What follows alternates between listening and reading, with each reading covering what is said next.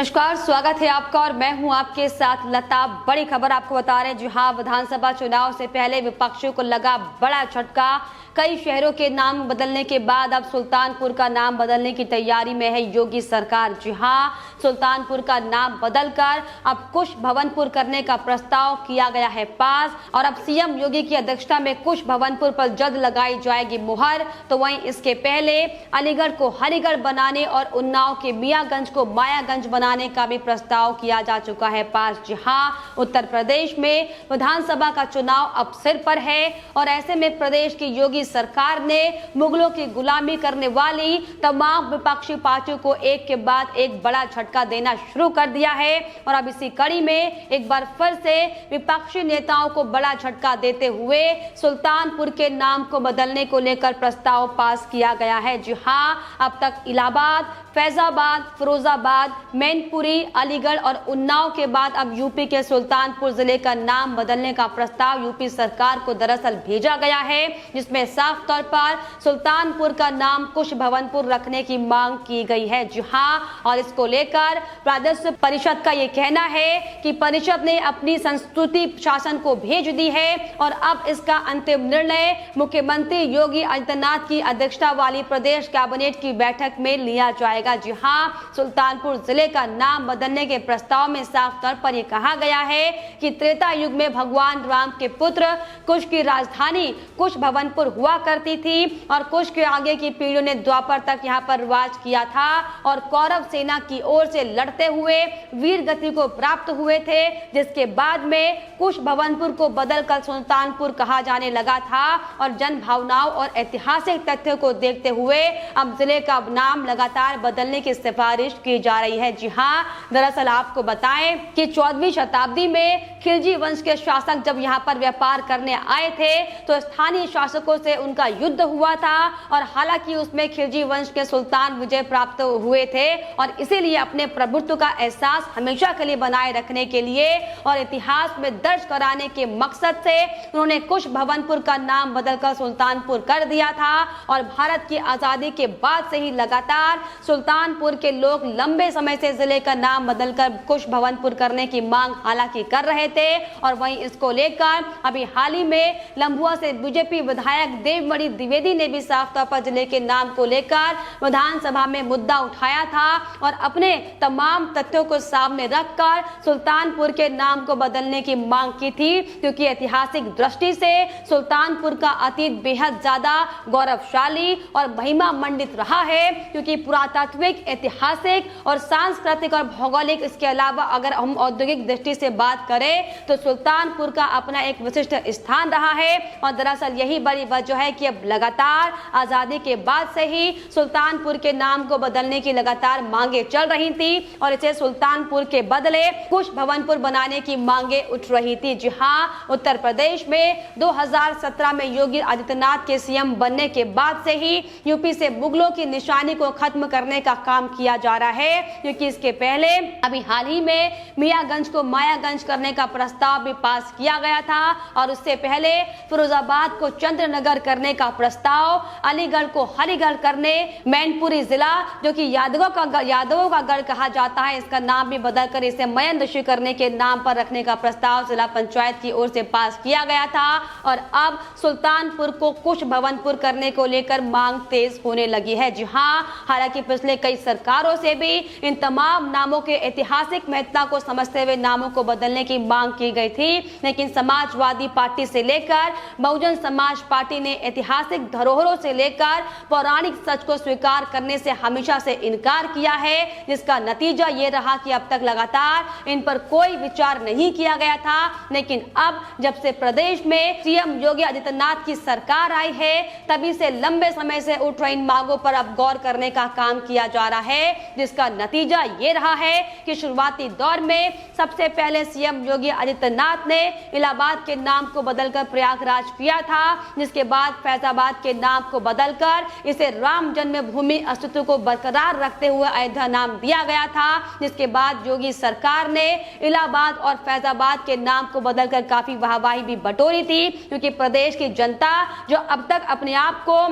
उपेक्षित महसूस कर रही थी। आखिरकार जब उनको उनकी मांगों को सुना गया, जब उन्हें न्याय मिला, जिसका साफ तौर पर असर ये रहा है कि अब एक के बाद एक लगातार योगी सरकार से प्रदेश की योगी सरकार तमाम ऐसे जिलों के नाम जो अब तक सिर्फ और सिर्फ काले इतिहास बनाने वालों के नाम पर रखे गए थे, उन्हें बदलने का काम कर रही है। और इसी कड़ी में अब योगी सरकार ने आपको बताए कि मुगल सराय रेलवे स्टेशन का नाम बदलकर भी पंडित दीनदयाल उपाध्याय स्टेशन रख चुकी है। तो वही साथ ही कई शहरों के नाम को बदलने को लेकर भी अब और ज्यादा मांगे तेज होती हुई दिखाई पड़ रही हैं, जिसमें साफ तौर पर आगरा को अग्रवन बनाने की मांग उठ रही है, आजमगढ़ को आर्यमगढ़, गाजीपुर को गांधीपुरी, लखनऊ को लक्ष्मणपुरी बनाने की मांग लंबे समय से हालांकि उठ रही है। क्योंकि जिस तरीके से एक के बाद एक योगी सरकार उत्तर प्रदेश में किसी भी क्षेत्र की अगर हम बात करें तो जो ताबड़तोड़ काम करने में लगी हुई है, उसका असर कि प्रदेश की जनता को सीएम योगी आदित्यनाथ से अपेक्षाएं बढ़ने लगी हैं। और इसी कड़ी में एक बार फिर से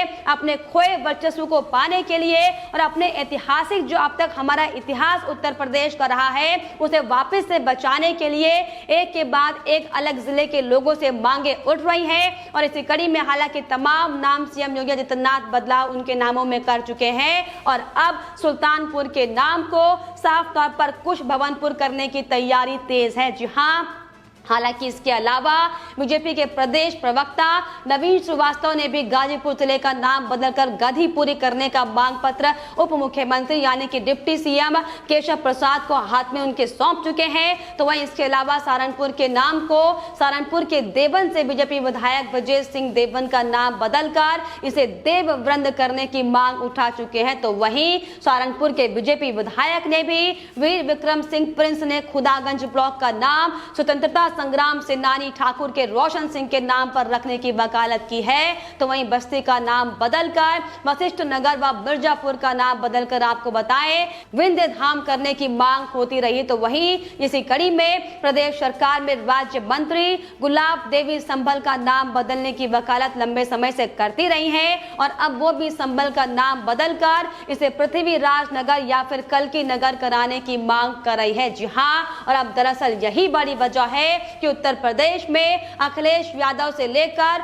राहुल गांधी और मायावती जैसे नेता घबराए हुए हैं। क्योंकि अब तक इन नेताओं ने न सिर्फ जातिवाद और तुष्टीकरण की राजनीति कर सिर्फ और सिर्फ अपने वर्चस्व को कायम रखने की कोशिश की है, बल्कि किस तरीके से लोगों के साथ विश्वासघात किया ये हम सबके सामने है। और दरअसल यही बड़ी वजह रही कि अब उन तमाम नेताओं की दुकानें उत्तर प्रदेश में बंद हो चुकी है। क्योंकि अब प्रदेश के कोने कोने में भगवा का जलवा दिखाई पड़ता है और खुद को अंदर से गौरवान्वित करने वाले इतिहास का प्रदेश में अब रुतबा साफ तौर पर दिखाई पड़ता है। यही दरअसल बड़ी वजह है कि हर बार प्रदेश की जनता 2017 के जैसे ही 2022 में भी सीएम योगी के नेतृत्व में सरकार बनाना चाहती है। क्योंकि अब तक जिस तरीके से इन तमाम विपक्षी पार्टियों ने प्रदेश की जनता को जो उपेक्षित करने का काम किया है, किस तरीके से अपने एक काले इतिहास को लोगों को याद कराने का काम किया गया कि कैसे गौरवों से लेकर कैसे बड़े बड़े मुगल शासक और किस तरीके से सिर्फ और सिर्फ जो खिलजियों ने और तमाम ऐसे कुशासन वाले लोग जिन्होंने सिर्फ और सिर्फ अतिक्रमण करने के लिए लोगों पर अपना शासक चलाने के लिए तमाम तरह के हमले करने के बाद अपने नाम से उन राज्य को प्रसिद्ध करने के लिए नाम रखे गए थे। लेकिन अब जब से योगी सरकार के नेतृत्व में उत्तर प्रदेश में सरकार आई है, दरअसल यही बड़ी वजह है कि लगातार समाजवादी पार्टी से लेकर मायावती और राहुल गांधी से लेकर प्रियंका गांधी वाड्रा बौखलाए हुए हैं। क्योंकि अब जब समय उत्तर प्रदेश में विधानसभा चुनाव का है तो किस तरीके से अपनी राजनीतिक रोटियां सेकी जाए, इसको लेकर तमाम तरह के दांव पर इस्तेमाल करने का काम हालांकि किया जा रहा है। लेकिन आपको बताते चले कि जिस तरीके से योगी सरकार के नेतृत्व में उत्तर प्रदेश में लगातार हर दिन विकास के हित में काम किया जा रहा है, फिर चाहे वो महिला सुरक्षा को लेकर हो, फिर चाहे वो उत्तर प्रदेश में बढ़ते अपराधों को कम करने को लेकर हो, फिर चाहे वो उत्तर प्रदेश में कोरोना महामारी को नियंत्रण को लेकर हो, फिर चाहे वो उत्तर प्रदेश के अस्तित्व की बात ही क्यों ना हो, लगातार योगी सरकार इन तमाम पूरे मसलों पर अलग अलग विषयों पर गंभीरता से विचार कर काम कर रहे हैं। और यही दरअसल बड़ी वजह है कि लगातार ये तमाम पार्टियां एड़ी चोटी का जोर लगाने में लगी हुई हैं कि किस तरीके से योगी सरकार को बदनाम किया जाए, किस तरीके से उनके कामों को गलत तरीके से जनता के सामने पेश किया जाए। और यही दरअसल बड़ी वजह है कि अखिलेश यादव लगातार जो तमाम तरह की बयानबाजी करते हुए दिखाई पड़ते हैं। जिस तरीके से 2017 में भी प्रदेश की जनता ने उन्हें आईना दिखाने का काम किया था, अब वो वक्त दूर नहीं जब 2022 में भी अखिलेश यादव को जनता लताड़ती हुई दिखाई पड़ेगी, क्योंकि साफ तौर पर जो जनता का जो मन है, जो जनता की जो चाहत है सरकार बनाने की, वो उत्तर प्रदेश में एक बार फिर से सीएम योगी के नेतृत्व में दिखाई पड़ रही है। और यही दरअसल बड़ी वजह है कि लगातार प्रदेश के कई नामों को बदलने के बाद अब तमाम तरह के नए नाम भी सामने आ रहे हैं, जिसमें साफ तौर पर योगी सरकार से उन अन्य शहरों के, उन अन्य जिलों के भी नाम बदलने की मांग की जा रही है। लेकिन फिलहाल इस पर आपकी क्या राय है, हमें कमेंट बॉक्स में जरूर लिखिएगा। साथ ही साथ हमारे चैनल को सब्सक्राइब करना भी ना भूलें।